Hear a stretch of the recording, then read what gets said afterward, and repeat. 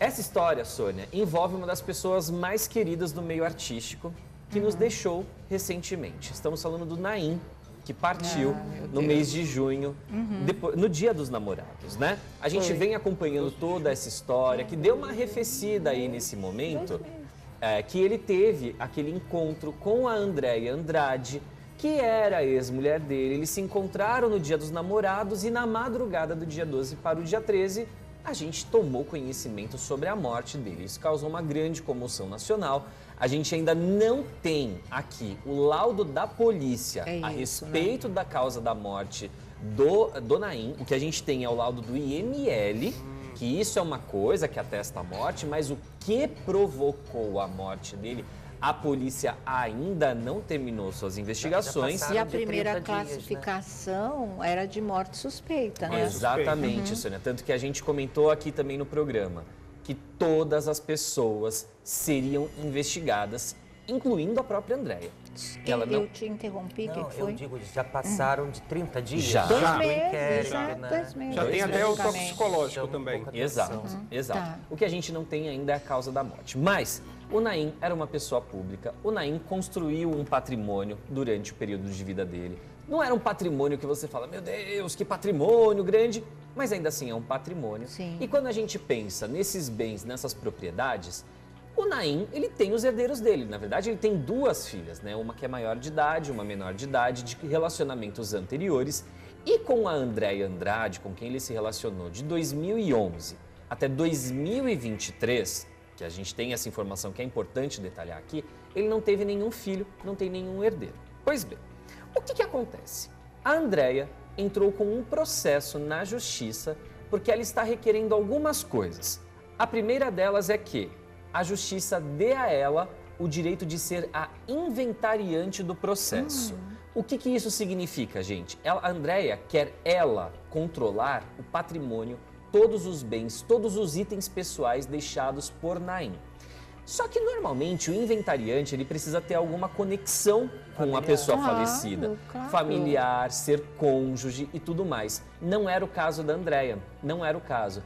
Peline, mas eles se relacionaram, só que eles nunca foram casados. E esse é um dos detalhes também que a Andréia pede no processo, que seja reconhecida a união estável dos dois.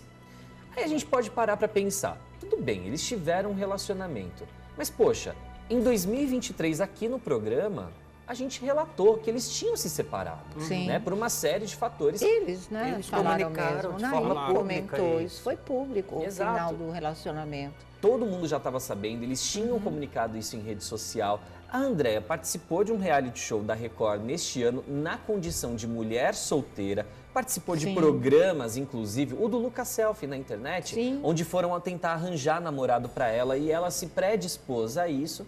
Aí a gente tomou aquela surpresa boa no começo de saber que eles estavam ensaiando uma reconciliação no Dia dos Namorados, só que no mesmo dia o Naim vem a óbito. O que acontece? Contei tudo isso para vocês porque nesse processo aqui me assustou uma parte da declaração da Andréia e que eu vou ler aqui para vocês também se assustarem com a gente. Por quê? Daqui a pouco eu vou falar o que ele está deixando de patrimônio, mas essa parte para mim é a mais delicada. Basicamente, o que a Andréia está falando aqui no processo é que ela e o Naim mentiram para todo mundo entre outubro de 2023 até a data do falecimento, na verdade, então até hoje, se a gente pode pensar assim, de que eles estavam separados.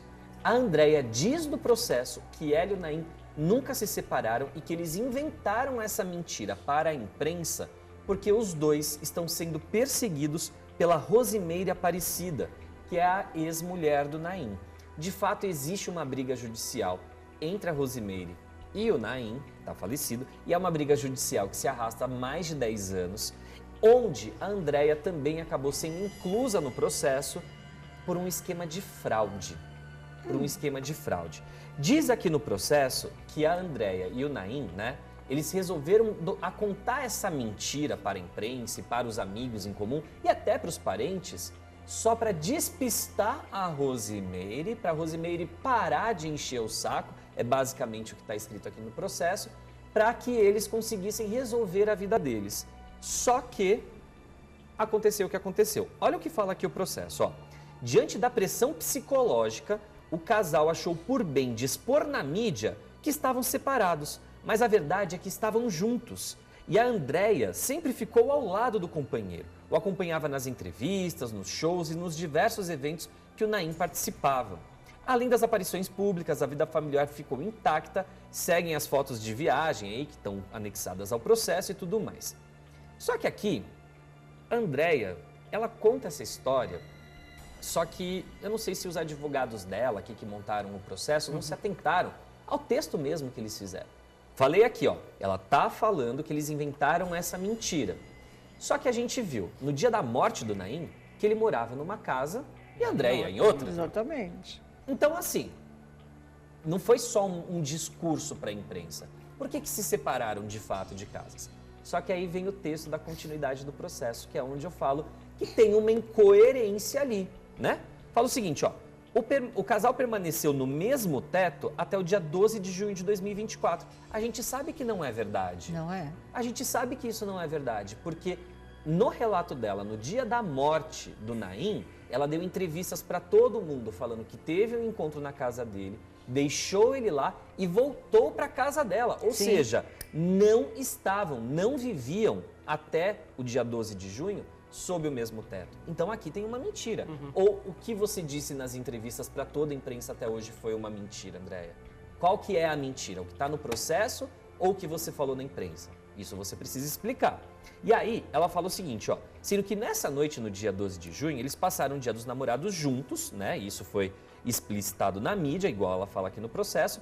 E aí fala o seguinte, ó, é importante informar que apesar da mudança para a nova residência, Andréia e Naim estavam passando por um momento de renovação da vida conjugal por ocasião do desgaste do tempo de convivência fomentado pela perseguição da ex-esposa do Naim. Então, o que ela está falando aqui? Que eles decidiram morar em outra casa só porque a ex do Naim perseguia ele.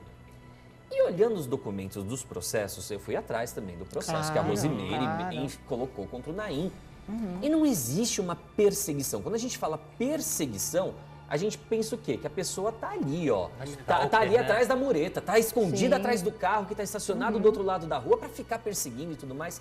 Não, existe um imbróglio judicial envolvendo, sim, dívidas que foram contraídas na época em que eles eram um casal e a Rosimeire está acusando a Andréia de participar de um esquema de fraude com o Naim porque existe uma dívida ali e que o Naim alegava que não tinha como pagar, só que aí a Rosimeire conseguiu provar na justiça que o Naim tinha o dinheiro, só que ele repassava tudo para as contas da Andréia, tudo.